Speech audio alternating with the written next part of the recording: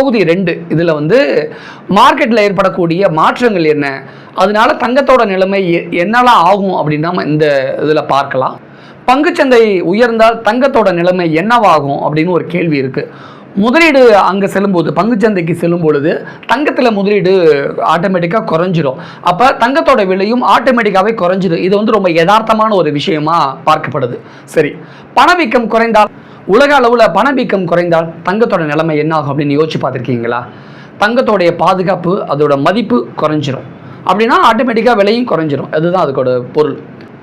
இந்த இடத்துல தங்கத்தோடைய supply and demand என்ன செய்ய போகிறது அப்படின்னு ஒரு கேள்வி இருக்குது. சப்ளை அதிகரிக்கும் பொழுது டிமாண்ட் ஆட்டோமேட்டிக்காகவே குறைஞ்சிரும்.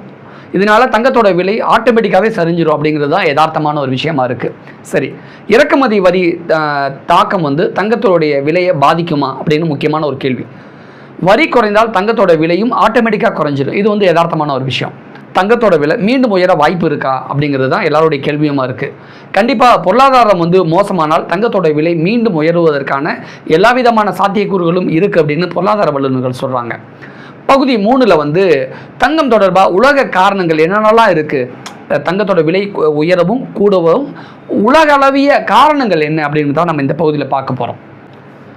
உலக அரங்கில் அரசியல் பதற்றம் குறைந்தால் அப்படிங்கிற ஒரு கேள்விக்கு வந்து தங்கத்தோடைய தேவையும் குறையும் அப்படின்னு சொல்கிறாங்க. கச்சா எண்ணெயுடைய விலை தாக்கம் காரணமாக தங்கத்தில் விலையில் எப்படியான மாற்றங்கள்லாம் நிகழும் அப்படின்னு நம்ம எல்லாருக்குள்ளேயும் இப்போ ஒரு கேள்வி எழுந்திருக்கு.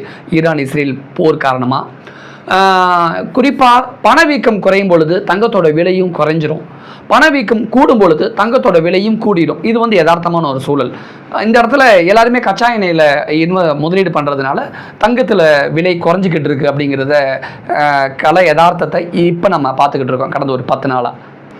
கோல்டு இடிஎஃப்னு புதுசாக ஒன்று வந்திருக்கு. அது குறைந்தால் என்ன ஆகும் தங்கத்தோட விலை அப்படின்னு பார்க்கும்பொழுது, பெரிய முதலீடுகள் வெளியேறும் பொழுது அதனால தங்கத்தோட விலை ஆட்டோமேட்டிக்காக குறைஞ்சிரும் அப்படின்னு சொல்கிறாங்க.